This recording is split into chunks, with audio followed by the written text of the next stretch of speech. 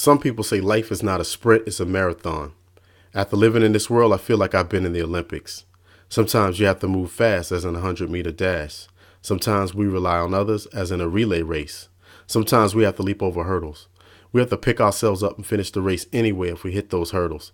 I'm here to tell you why you should persevere through failure, fear, and unexpected change. First, you only live once. Second, you want to have an amazing life. Let's get over the first hurdle together, failure. I believe that failure is a part of life. If you let it, failure can cut deeper than a surgeon's scalpel. Depending on your perspective, failure can give you the resolve to not let your childhood dreams go. A lot of successful people have learned to persevere through their failures. For instance, MJ, Michael Jordan, one of, if not the greatest basketball player ever. Because he learned to succeed beyond his failures, he could announce right now that he's selling the first invisible, unwearable pair of Jordans, and people would line up around the corner for this shoe right here. In Tavis Smiley's book, Fail Up, there's a quote from Michael Jordan's failure commercial. I missed more than 9,000 shots in my career. I've almost lost 300 games. 26 times I've been trusted to take the game-winning shot, and I missed. I failed over and over and over again in my life, and that is why I succeed. If you're starting a business and have a mentor, you can ask them what not to do in order to not make the same mistakes that they did. When I think of fear, it reminds me of this verse by Andy Mineo in the song Brave by Mariah Peters.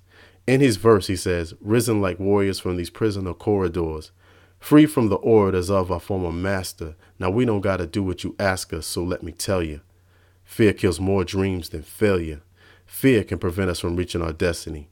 Fear can stop our forward progress." It reminds me of the time I had to return this charging cable and this other cable I couldn't identify to the lady on the 14th floor. I walked up to the elevator, the doors opened, I walked in, and I stood there staring at this cable I couldn't identify, and I didn't even realize the elevator was moving. When the doors opened, I was on the second floor. I didn't want to be on the second floor. I ended up there because I stood in the elevator and I did nothing. If we face fear and we do nothing, we'll look up and be someplace in life that we don't want to be.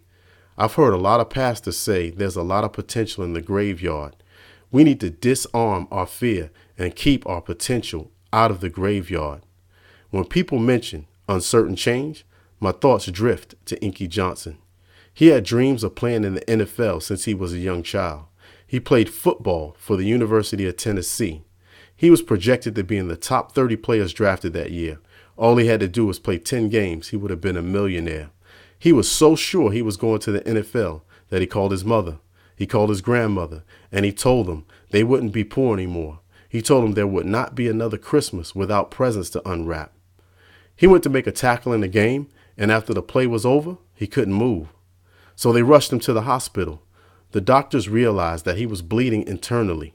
He had to have surgery to save his life, but his football career was over. This was Inky's moment of uncertain change. Instead of giving up, he decided to inspire others. Instead of giving up, he became one of the world's greatest motivational speakers. Our moment of uncertain change is not the end of the road. It's the beginning of a new journey. In life, we're going to have to face failure, fear, and unexpected change. But despite these obstacles, we have to keep chasing our dreams. So never give up. Thank you.